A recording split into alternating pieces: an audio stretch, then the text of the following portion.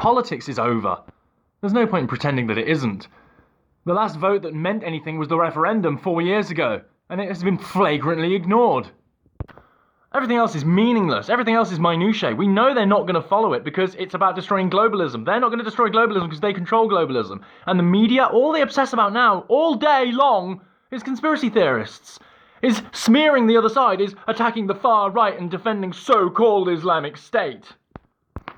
So now that politics is over and we can acknowledge that this is criminal, this is crime, this is treason, can we get the punishment for treason going, please?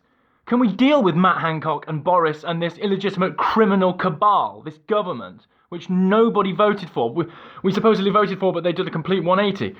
And they destroyed everyone's jobs, careers, reputations, whatever, you know. They enforced the far-left dogma of wokeness, but claim to be a hard-right party. The media that defends them on every single line says that they're a hard-right party. But Sargon, who's a milquetoast libertarian, is far-right.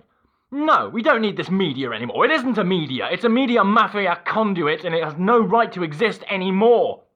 And they dare to call people conspiracy theorists who call out their bullshit about lockdown and masks and sterilizer and absolutely everything.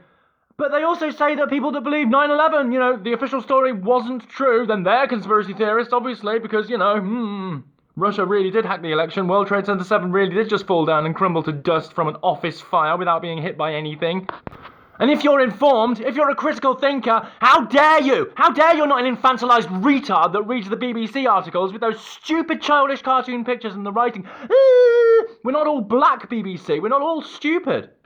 And they really think that they've retarded everyone. They really think they've dumbed everyone down so that we just can't think. We don't know what's what. We do know what's what. We know that Mark Thompson used to work for the BBC and then he left to work for New York Times, who denies Pizzagate and the Epstein situation with Nexium, etc. He was working with Bill Gates. We know Bill Gates is paid to have different organizations work on ID 2020 identity tag that is injectable that the BBC says is a conspiracy theory.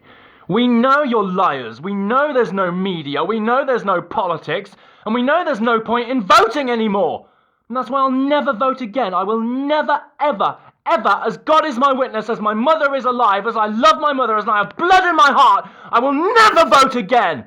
Never!